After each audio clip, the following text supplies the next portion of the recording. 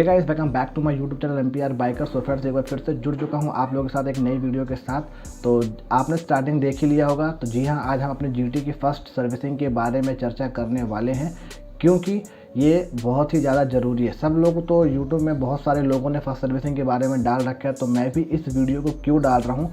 तो मेरा जो टॉपिक है थोड़ा सा हटकर है, क्योंकि सब लोगों ने सिर्फ इतना ही बताया है कि जीटी की जब फर्स्ट सर्विसिंग होती है या किसी भी बाइक की फर्स्ट सर्विसिंग होती है तो उसके दौरान कितना खर्चा आता है और क्या क्या उसमें अपन एक्सपेंडिचर करते हैं वहाँ पर। तो ये सब चीज़ें वहाँ पर बताई जाती हैं, बट मैं आपको थोड़ा सा अलग बताऊंगा। एक्सपेंडिचर तो भैया हम देख लेंगे, क्योंकि हमारी बाइक है। अब उसमें 2000 लगे या 20,000, वो सब हमको ही मैनेज करना है। तो ये सब कुछ हम मैनेज कर लेंगे, बट हमको क्या ध्यान रखना चाहिए, ये सबसे ज़्यादा ज़रूरी है। सबसे पहली बातें क्या होती हैं कि जब भी आप जीटी की फ़र्स्ट सर्विसिंग कराने जाएं या किसी भी बाइक की फर्स्ट सर्विसिंग कराने जाएं या किसी भी व्हीकल की फर्स्ट सर्विसिंग कराने जाएं, तो सबसे ज़्यादा ज़रूरी क्या होता है, कभी भी आप जाकर कस्टमर लॉन्च पे ना बैठें। जैसे कई लोग करते हैं कि टोकन नंबर लेते हैं, उसके बाद जाकर कस्टमर लॉन्च पे बैठ जाते हैं। तो हमको ऐसा कुछ भी नहीं करना है, क्योंकि इससे आपको और आपकी जो कार है या आपकी बाइक है या आपका कोई भी व्हीकल है उसमें काफ़ी हार्मफुल होता है। ऐसा क्यों होता है ये भी बताता हूँ। जनरली मैं एक दिन यूट्यूब पे वीडियो क्रॉल कर रहा था, तो क्रॉल करते समय एक वीडियो मेरे सामने आई। तो मैंने देखा कि एक भाई थे, शायद हरियाणा या पंजाब के थे। वहाँ पर उन्होंने लॉकडाउन के पहले, जब कोविड आया था उस समय की बात बता रहा हूँ, कोविड के पहले उन्होंने अपनी हुंडई की क्रेटा या ब्रेज़ा एक कार थी, नाम ध्यान नहीं है, तो उन भाई ने उस बाइक को परचेज़ किया था। परचेज़ करने में हुआ क्या, परचेज़ तो कर लिया भाई, अच्छी बात है, उनको बहुत सारी बधाइयाँ। बट हुआ क्या था, जब उन्होंने ली तो भैया लॉकडाउन लग गया। उसके बाद बाइक अपनी वो कार चलाएंगे तो चलाएंगे, घर पे तो कोई चलाएगा नहीं कि भैया बैक किए फिर ला के खड़ी कर दिए, फिर बाहर अंदर बाहर, ऐसा तो कोई करता नहीं है। ठीक है, फिर उसके बाद थोड़ा सा जब सब कुछ नॉर्मल हुआ, वो अपनी भाई कार लेके गए वापस, सब कुछ बढ़िया था। ठीक है, ऐसे एक दिन वो नॉर्मली हाईवे पे रन कर रहे थे, तो चलते हुए उनकी जो कार थी वो अचानक बंद हो गई। बंद होने की वजह से जो रोड साइड असिस्टेंट होता है उसमें उन्होंने कॉल किया, एक वैन आई, उनकी जो कार थी उसको टो करके लेके गई। फिर वहाँ पर काफ़ी सारी वाद विवाद हुई। अगर वो वीडियो की लिंक मिलेगी तो मैं आपको ज़रूर डिस्क्रिप्शन बॉक्स में डालूंगा, आप उसको ज़रूर देख लीजिएगा, मस्ट इम्पॉर्टेंट है। तो काफ़ी ज़्यादा वाद विवाद बढ़ गया था। उस भाई ने ऑलमोस्ट वहाँ पर क्या कहना चाहिए, सर्विस सेंटर के बाहर अपनी क्रेटा या ब्रेज़ा, नाम अभी भी ध्यान नहीं, अभी भी बार बार कह रहा हूँ, तो उन्होंने किया क्या था, पेट्रोल उठाया पूरी बाइक में, सॉरी बाइक नहीं कार में, उन्होंने पेट्रोल की जो कहते हैं कुत्ते होते हैं डाला, और बस आग लगाने ही वाले थे कि वहाँ पर पुलिस आ गई थी। पहली बार पुलिस लेट से नहीं, पुलिस जल्दी आई, तो इसलिए कभी कभी ऐसा हो जाता है। तो काफ़ी ज़्यादा वाद विवाद हो गया था। फिर उसके बाद जो भी हुआ वो वीडियो में नहीं मेंशन किया गया, तो मुझे भी नहीं पता क्या हुआ।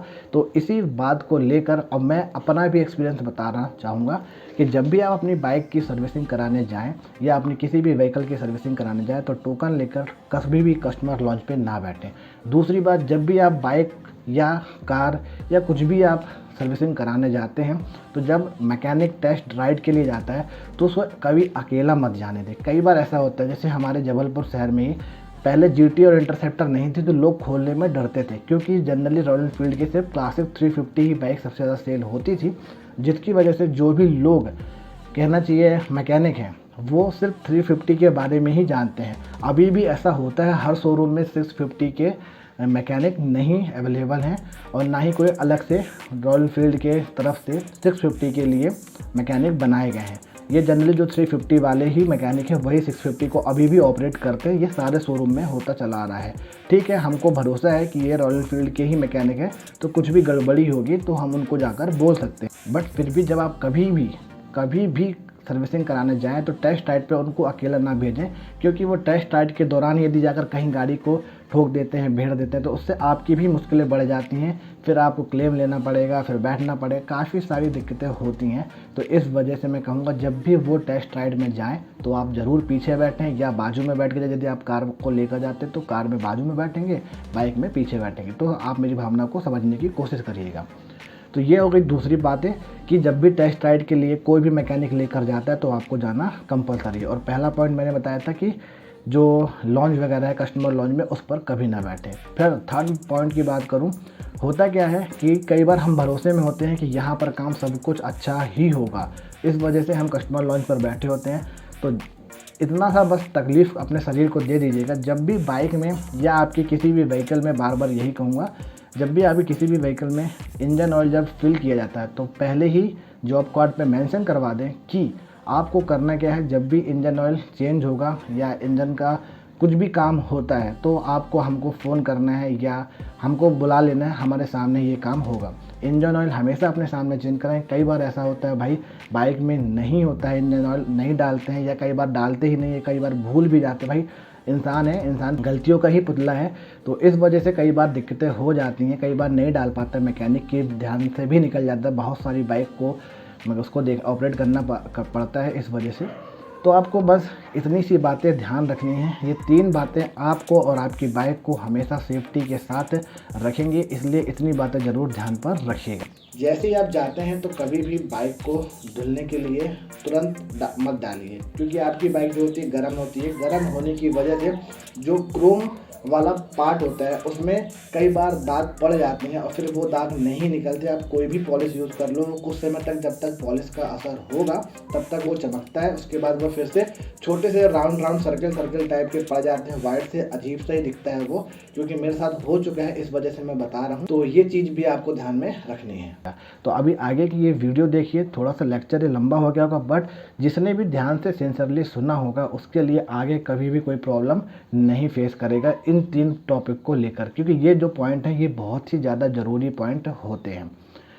यार पैसा वैसा खर्च करना अपनी जगह। जब हम 3,70,000 की बाइक ले सकते हैं तो हम कुछ भी खर्चा कर सकते हैं। 3 लाख की हो, 2 लाख की हो, 1 लाख की हो, 50,000 की हो, पैसा पैसा तो है। एक एक रुपए से ही लाख रुपए बनते हैं और 1,000 रुपये बनते हैं और करोड़ों रुपए बनते हैं। तो पैसा भाई चाहे वो लोअर क्लास का हो, चाहे मिडिल क्लास का हो, चाहे अपर क्लास का हो, इसलिए आपको अपनी ही बाइक का और अपने ही व्हीकल का यदि प्यार है तो आप ज़रूर ख्याल रखिए। जब आप बाहर निकलते हैं तो पॉलिश का पैसा भी ले जाया जाता है। जब गाड़ी वॉश होती है या आपकी बाइक वॉश होती है तो उसमें पॉलिशिंग का भी पैसा ऐड किया जाता है। तो आप पॉलिश ज़रूर कराएं। यदि आपको पॉलिश पसंद नहीं है, जो कि मैं अभी आपको आगे बताऊंगा कि क्यों नहीं पसंद होनी चाहिए, मेरे को पर्सनली पसंद नहीं है, ठीक है। तो पॉलिश यदि आपको पसंद नहीं है तो आप उसका पैसा कटवा सकते हैं। फिर बाकी जो एक्सपेंसिव लगता है, चेन ल्यूब होता है, चेन क्लीनिंग होता है, इसका भी पैसा लगता है, तो वो आप ध्यान से करवाएं। कई बार ऐसा लोग करते हैं कि नहीं करवाते हैं और जल्दीबाजी में निकल जाते हैं, ठीक है। कई बार ऐसा होता है कि नंबर सुबह दिए थे, शाम को मिला, फिर जल्दी में थे और हम निकल गए। तो आपको इसका भी ध्यान रखना है। जो अपने लीवर होते हैं, क्लच लीवर, सब जगह ऑयलिंग वगैरह बराबर करवा लें। ग्रीसिंग जो भी होता है, ग्रीसिंग का भी उन लोग पैसा लेते हैं, 100 रुपये चार्ज होता है, तो आपको उसका भी ध्यान में रखना है। तो ये थी अपनी इम्पोर्टेंट बातें जो मेरी तरफ से लगा कि आपको बताना चाहिए, तो मैंने आपके साथ शेयर की। फिर देखिए आगे, उसके बाद क्यों पसंद नहीं है मुझे पॉलिश, ये भी बताता हूँ।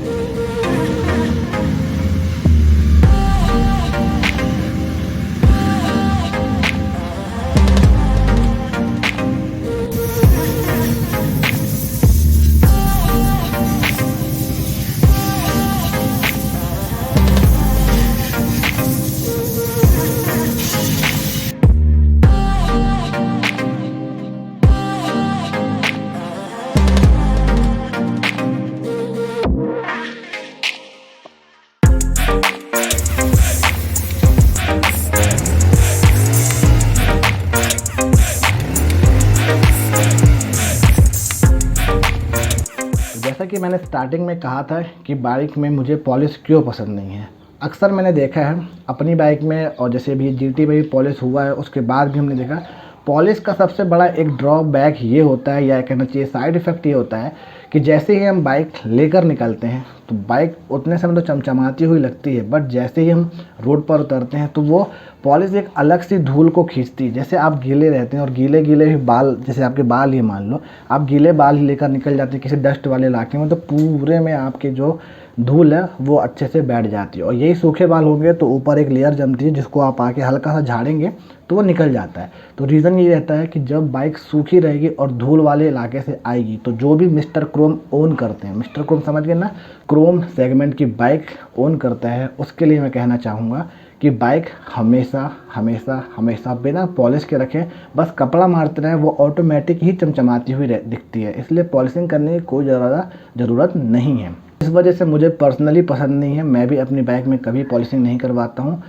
तो इस बात का भी आपको ध्यान रखना चाहिए या नहीं, ये आपको डिसाइड करना है।